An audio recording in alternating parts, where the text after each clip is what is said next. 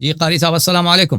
وعلیکم السلام ورحمۃ اللہ وبرکاتہ. جناب محترم خیر و عافیت سے ہیں؟ اللہ تعالیٰ کا احسان ہے. آپ سنائیں, آپ ٹھیک ہیں انشاءاللہ؟ جی اللہ و رسول کا فضل و کرم, اہل بیت کی عنایت ہے, آپ کی دعائیں شامل حال ہیں. آپ ارشاد فرمائیے محترم. اللہ تعالیٰ آپ کو بہت سلامتی دے. میں خیریت سے ہوں. رمضان کا مہینہ الحمدللہ صحیح جا رہا ہے. اللہ تعالیٰ کا لاکھ لاکھ شکر ہے کہ ہمیں یہ نصیب اللہم عطا آمین. فرمائے کہ ہم نے ایک مزید رمضان دیکھا ہے. اللہم آمین اللہم آمین. ماشاء اللہ بڑی خوشی ہوتی ہے, آپ دفاع اہل بیت میں کام کر رہے ہیں. اللہ تبارک و تعالیٰ آپ کو مزید ترقی عنایت فرمائے. اللہ آپ کو بہت عزت دے. Thank you sir. اللہ آپ کو جزائے خیر دے. آپ اپنا کچھ بتائیں عوام کو, ناظرین کو, ہمارے ناظرین اپنے متعلق کچھ بتائیں تاکہ آپ کا کچھ معرفت حاصل ہو. جی آپ کے چینل کے ذریعے ہم عوام الناس کو, کیا پوری دنیا کو, یہ پیغام دینا چاہتے ہیں کہ قرآن اور اہل بیت سے متمسک رہیں, دونوں کو مضبوطی سے پکڑ لیں, اور جو پنجتن کے اور 12 امام کے 14 معصومین کے دشمن ہیں ان پہ لعنت کرتے رہیں. یہی ہمارا پیغام ہے.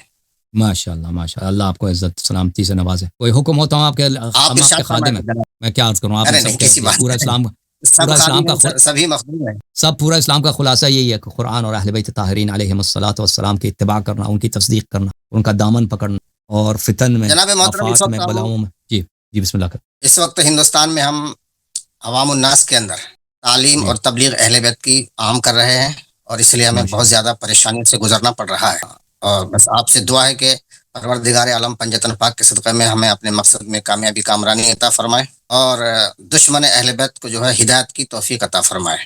صحیح فرما رہے ہیں کیونکہ آپ جانتے ہی ہیں کہ جو اہل بیت سے متمسک ہوتا ہے اس کے ساتھ پریشانی آتی ہیں. آپ تو وہاں امریکہ میں بیٹھے ہیں ماشاءاللہ, آپ کو اتنے خطرات نہیں ہیں. ہم تو یہاں انڈیا میں رہتے ہیں.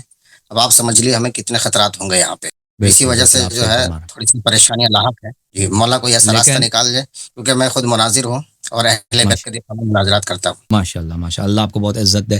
آپ کے لیے ایک اسوہ ہے, اور وہ ہے رسول اللہ صلی اللہ علیہ وسلم. حضرت رسول صلی اللہ علیہ وسلم نے اپنے پورے شہر, پورے قوم, پورے قبیلے کا اور مختلف عرب قبائل کا مقابلہ کیا, مخالفت کیا, اور انہوں نے اتنا فنڈامنٹل میسج لایا کہ ان کی اتنے بنیادی طور پہ مختلف اپنے قوم کے عقائد سے. ان کے پورے قوم جو ہے سب بت پرست اور بد کردار, بتوں کی پجاری. خانہ کعبہ ایک بت خانہ تھا. رسول صلی اللہ علیہ وسلم نے فرمایا یہ سب جھوٹ ہے, یہ سب فراڈ ہے, یہ سب جعلی خدا ہیں, یہ کوئی ان میں سے کوئی مقدس ہے نہیں, ان کو توڑ دو. اور خدا اصلی جو ہے وحدہ لا شریک, وہ نہ دیکھا جا سکتا ہے, اور نہ وہ کسی مکان میں ہے, اور نہ اس کو, اور وہ سب چیز کا خالق ہے جس کو تم نے دیکھا نہیں ہے, اور تم ایک دن مرنے کے بعد زندہ ہو جائے گا, تمہیں حساب کتاب کا دینا ہوگا, اور میں نبی ہوں.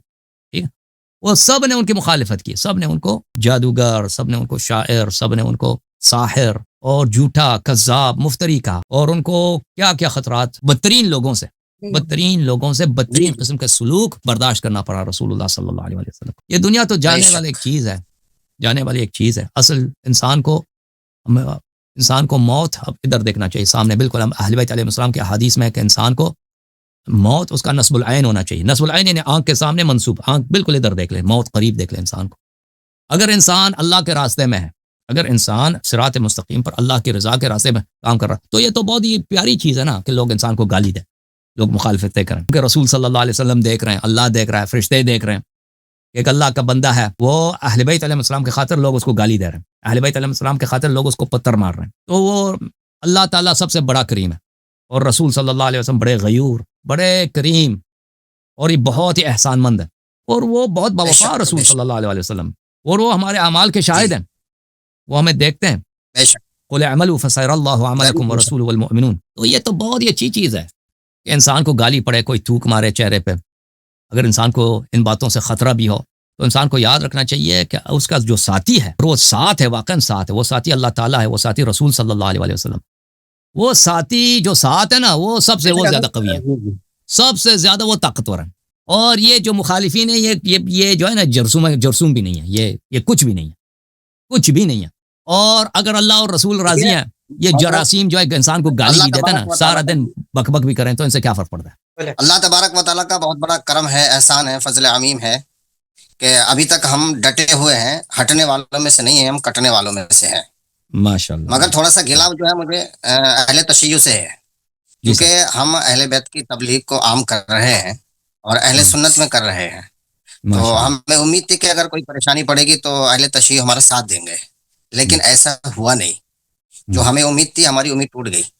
حقیقی تو امید اور بھروسہ وہ ہے اللہ تبارک و تعالیٰ پر ہے، وعلی اللہ فلیتوکل المؤمنون۔ تو جیسا میں نے سوچا تھا ویسے ہوا نہیں، لیکن ابھی اس وقت فی الحال یوں سمجھیے کہ میں اکیلا ہوں اور اکیلا ہی اپنے راستے پہ چل رہا ہوں۔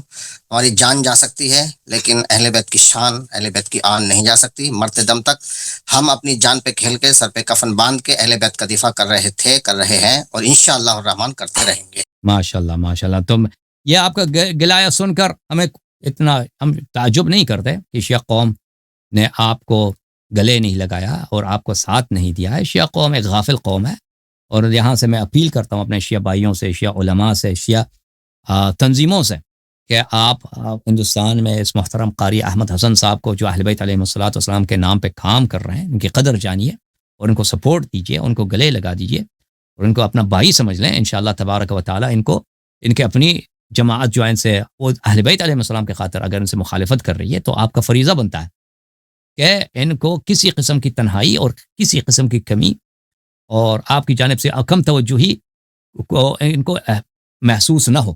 اور انشاءاللہ تبارک و تعالی میں امید کرتا ہوں کہ انشاءاللہ شیعہ قوم کو میرا یہ پیغام پہنچ جائے گا اور وہ انشاءاللہ آپ کو ہر طرح کا سپورٹ اور حمایت دیں گے انشاءاللہ۔ تھینک یو سر، اللہ آپ کو جزائے خیر دے۔ میں ابھی جی سر، جزاک تھینک یو سر، بنگلور میں ہمارا مناظرہ ہوا تھا منافقت معاویہ پر، جی سر، تو وہاں ہمیں بہت پریشانیوں سے گزرنا پڑا ہے، اور بریلوی ابھی تک منافقت معاویہ سے بھاگ رہے ہیں، مناظرے پہ نہیں آئے۔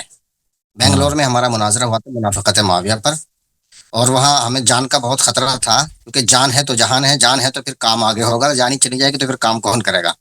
دوسرا ابھی میں زیارت کر کے اربعین پہ کربلا سے آیا تو میرے گھر پہ تقریباً 1500 لوگوں نے حملہ کیا، جان لیوا حملہ۔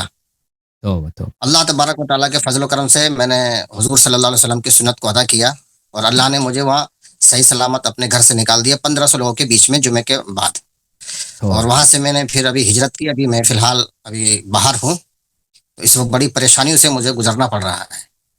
بس آپ سے دعا ہے، آپ اللہ تبارک و تعالیٰ سے آپ بھی دعا کریں، میں بھی دعا گو ہوں، پروردگار عالم ہمیں اہل بیت کی محبت میں جینے مرنے کی توفیق رفیق مرحمت عطا فرمائے۔ انشاءاللہ آپ اپنا جو ہے نا، آپ کا جو کانٹیکٹ انفارمیشن ہے آپ ہمیں دے دیں، ہم اپنے سائٹ وغیرہ پہ اس کا اعلان کریں گے کہ آپ جہاں بھی ہیں شیعہ حضرات آپ سے کانٹیکٹ کریں اور آپ کو سپورٹ دے دیں انشاءاللہ، ٹھیک ہے۔ اپنے جعفر بھائی ان کا انفارمیشن لے لیں، ان کا جو کانٹیکٹ ہے ای میل یا واٹس ایپ نمبر یا جو بھی ان کا کانٹیکٹ کرنے کا طریقہ کار ہے، تاکہ ہمارے شیعہ بھائیوں کا جو فریضہ بنتا ہے کہ ان کو سپورٹ کریں، وہ ان سے کانٹیکٹ کریں۔ بہت مہربانی قاری صاحب، اللہ آپ کو عزت دے، بہت خوشی ہوئی آپ سے بات کریں۔